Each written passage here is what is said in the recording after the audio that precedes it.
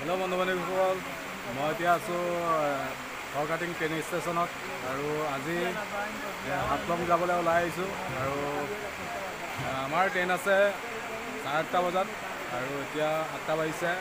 ইয়াতে বহি আছোঁ আৰু এইফালে আছে আমাৰ গুণিনো যাবলৈ, মোৰ লগত গুণিনো যাব আৰু এটা বস্তু আপোনালোকক দেখাই আছোঁ চব গুণিনৰ। এইফালে চব কেনেকুৱা লাগিছে কমেণ্ট এটা কৰিব। তো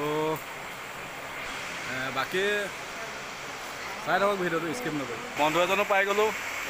एजन आपका घर कहाँ है बोल लीजिए। आरा जिला बिहार का।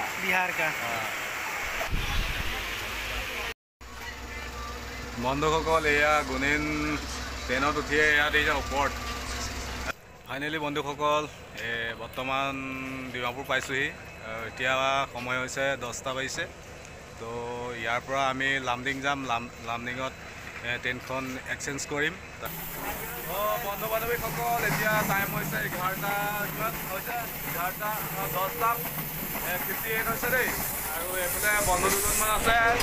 ক'ত যাবা কৈ দিয়া?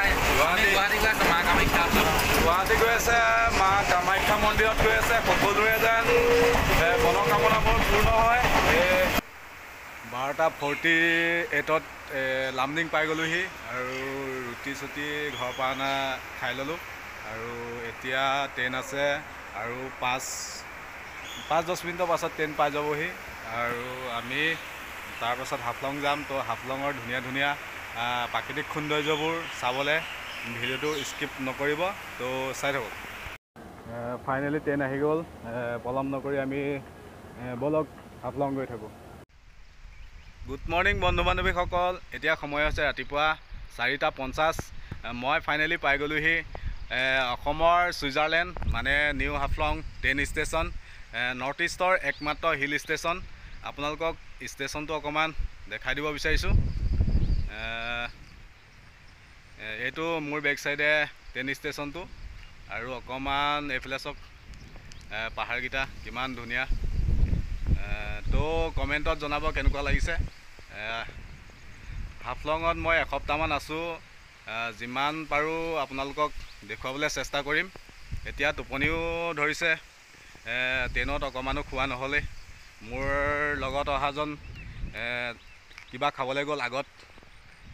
আমি ওপৰলৈ যাব লাগিব। এই পাহাৰটো 5 কিলোমিটাৰমান ওপৰত মেইন যিটো ৰাস্তা আছে গাড়ী মানে হাফলঙলৈ যোৱা, তাত যাব লাগিব। ইয়াৰ পৰা মানে অটো পায়, অটোত যাব লাগিব, 50 টকা ল'ব। তাৰ পৰা আমি জাতিংগালৈ যাম। জাতিংগাত আমাৰ ৰুম আছে। তো আজিলৈ ভিডিঅ'টো ইমানতে শেষ কৰিলোঁ। জয় আই অসম।